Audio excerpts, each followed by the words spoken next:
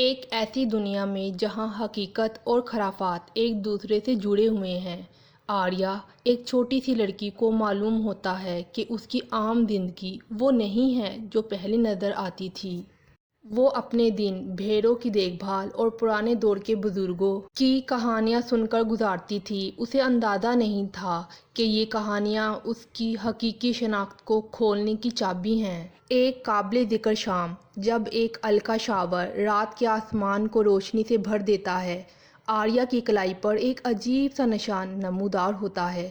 یہ علامت جو ہلال کے چاند سے ملتی جلتی ہے، حالات کا ایک سلسلہ شروع کرتا ہے جو اس کے مستقبل کو یکسر بدل دے گا۔ گاؤں کے عقل مند بزرگ سیرافینا نے چونکا دینے والی سچائی کا انکشاف کیا ہے کہ آریہ چاند کی بادشاہی کی طویل عرصے سے کھوئی ہوئی شہزادی ہے، جو کائناتی آسمانوں میں ایک ناقابل دریافت دائرہ ہے۔ جیسا کہ آریہ اپنی نئی شناخت کو قبول کرنے کی جدوجہد کر رہی ہے، زمین پر اندھیرا چھا جاتا ہے۔ ایکلیپسا برے ارادوں کے ساتھ ایک جادوگرنی ہے جنہیں چاند کی ملکہ نے بہت پہلے ملک بدر کر دیا تھا۔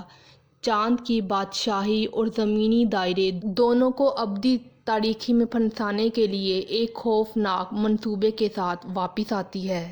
آریہ کو اپنی دبی ہوئی چاند کی طاقتوں کو قبول کرنا ہوگا اور ایکلیپسا کو روکنے کے لیے چاند کی بادشاہی کا سفر کرنا ہوگا۔ قدیم چاند کی جادوئی تعلیمات سے لیس اور سیرافینا کی ہدایت کاری میں جادو کے جنگل، ستاروں سے بھرے میدان اور آسمانی دائرے کا مرکز آریہ کے راستے کا حصہ ہیں۔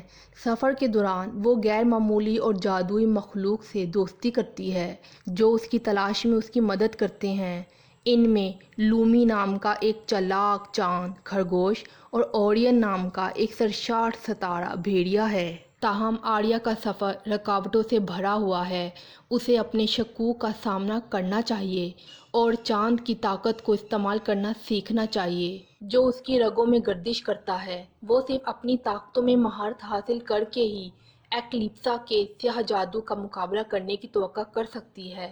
راستے میں آریہ کو اپنے والدین کی تاریخ کے بارے میں خفیہ معلومات ظاہر ہوتی ہیں، چاند کی بادشاہی کی تاریخ اور قربانیاں جو قیادت کے ساتھ آتی ہیں۔ جیسے جیسے آخری معرکہ قریب آ رہا ہے، آریہ اور ایکلیپسا کے درمیان ایک اہم تصادم دونوں دائروں کے مستقبل کا فیصلہ کرے گا۔ وہ اپنے نئے دریافت شدہ دوستوں کی طاقت اور اس ہمت کے ساتھ لڑتی ہے جو اس کے اندر گہرائی میں جلتی ہے۔ وہ اپنی تمام قمری صلاحیتوں کو بے نقاب کرتی ہے۔ چاند کی چمکیلی روشنی پھر سے جگمگا رہی ہے، رات کو روشن کر رہی ہے۔ آخر میں اپنے آبائی ملک کو بچانے کے ساتھ ساتھ آریہ کا سفر چاند کی بادشاہی کو زمینی دائرے سے جوڑتا ہے۔